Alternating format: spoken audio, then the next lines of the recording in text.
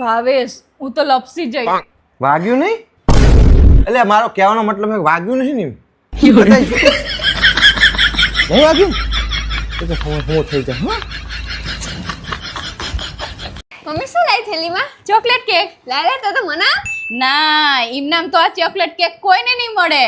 આ chocolate cake તો જી મારા કીધું બધું જ કામ કરશે ને મારા ઈશારો પર નાચશે ને એને જ મળશે. લો તો આ ચોકલેટ કેક માં પપ્પાને જ મળશે.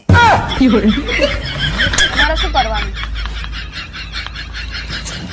ભાવેશ આ વખતની રક્ષાબંધને તો હે ને હું મારા ભાઈ માટે 2000 રૂપિયા વાળી રાખડી લાવીશ. બસ 2000 ની ઇનથી હારી હોય લઈ લેજે. મારા ભાઈબંધ ના તા મળતી હે.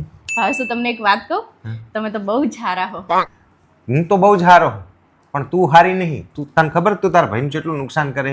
ચમ ચમશો તું 2000 ની રાખડી 5000 ની રાખડી તારા ભાઈને બાંધે તો તારા ભાઈને તને 3 ગણું કરીને પાછું આલવું પડે.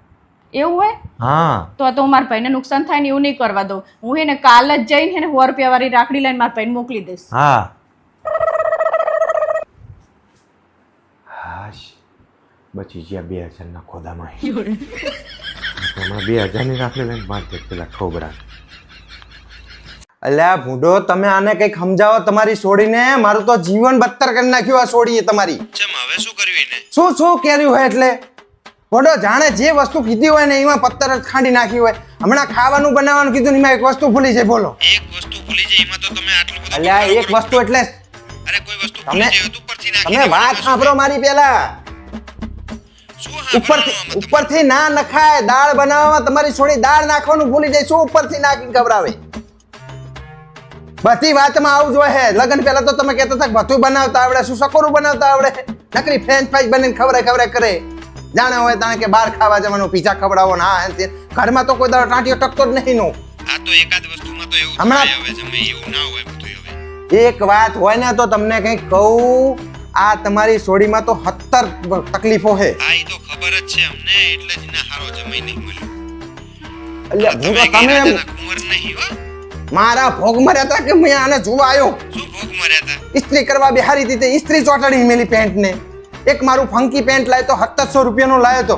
તે ફંકી હતો તે ફાટેલું હતું ને તે ઈ વળી ફાડીને એને પછી કેપરી કરી નાખી. શું કેવું તમારી છોડીને? એટલે આવું બધું તો થતું રહે હવે. તમારા ગયા જન્મમાં મારે કોઈ દુશ્મની હતી તમારી સંગે? તે તમે દુશ્મની નિભાવવા તમારી છોડી મને વરગાડી છે. જમાઈરાજ આવું બધું શું બોલો છે? બોલો બધું સવારે ઉઠતી રહે એટલે મારે સાન બા બધું મારે જાતે બનાવીને જવાનું પડ્યું. તમને કઈ થાક્યો ફૂટો. હવે આમાં હું શું કરું? કઈ કોણ હવે શું મારી એ દશા તમારા જેવી જ છે જમાઈરાજ. મેલો ને બધું. શું કહેવાનું તમને બધું બોલો. પારુલા શું કરે તું? ફોન ચાલુ હું. ગાડી થઈ જાય શું? ફોન આવી રીતે ચલાવે? હાસ તો વળી ફોનમાં રિચાર્જ પૂરું થઈ ગયું હોય તો આવી રીતે ચલાવવો પડે ને. દાડે હું તમને કહું કે મારામાં રિચાર્જ કરાવી દો તો કરાવતા નહીં પછી આવી રીતે જ ચાલવું ને. કરાવી દઉં બાપા કરાવી દઉં. હવે એ ગાડી નહીં જોઈએ તો ફોન.